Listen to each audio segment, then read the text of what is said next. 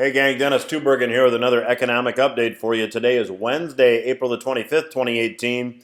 Today I want to chat with you a little bit about taxes, and I'm going to share a couple articles with you. One very current, just from a week ago or so, and one that breaks it down a little bit more from a bit longer ago. This is actually an opinion piece written by Anthony Davies and James Harrigan. Give you a little bit about their background in a second. The article was published about the time taxes were due. And it starts out by saying tax time is here again, but while almost 100% of households will be filing their federal taxes, only about 40% will actually pay any. According to the Congressional Budget Office, which is a nonpartisan organization, 60% of U.S. households actually receive more money from the federal government than they pay in all federal taxes combined.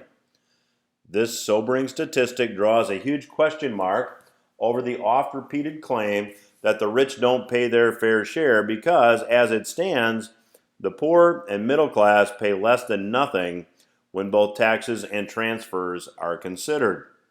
Transfers, to explain that term, the article says, are the other side of the tax coin.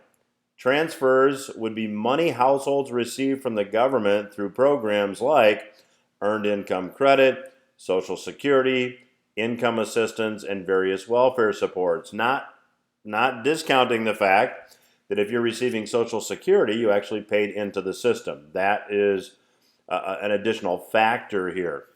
So when you just take a look at who pays the taxes, not counting transfers, not counting these payments to citizens from the government, the bottom 20% of households pay an average effective tax rate of around 5%. Middle income households pay about 17%. The top 1% that are often vilified pay 34% after deductions, exemptions, and write-offs. Even though the top 1% earn 20% of all the income in the United States, they pay 40% of all federal taxes. Now, when you throw transfers back in, you get quite a different story. The poorest 20% actually have a negative tax rate. They receive $9,600 in transfers for every $800 in taxes paid. That's a minus 56% effective tax rate. They're paying $800 and getting back $9,600. Even the middle class households get more back from the federal government than they pay in taxes. $16,700 back in benefits from the government in exchange for taxes of $8,900. Accounting for both taxes and transfers, only 40% of households are net payers, 60% are net receivers. That is a very, very startling statistic. Now, the article closes with a really good question. The real question that taxpayers should be asking this tax season is a simple one. What percentage of the American public should be exempt from paying any tax at all? Because anyone truly concerned about people paying their fair share would likely not answer 60% should be exempt.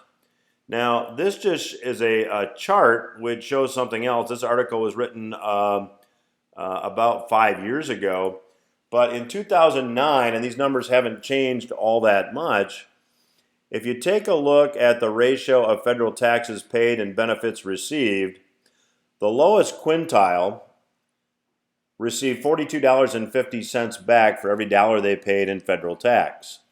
The second quintile got back $5.07 for every dollar they paid in tax. The middle got back $2.14 for every dollar they paid in tax.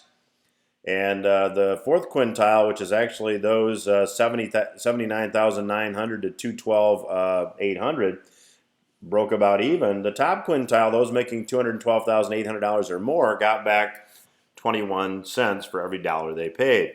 So certainly the rubber band is stretched here about as tight as it can get.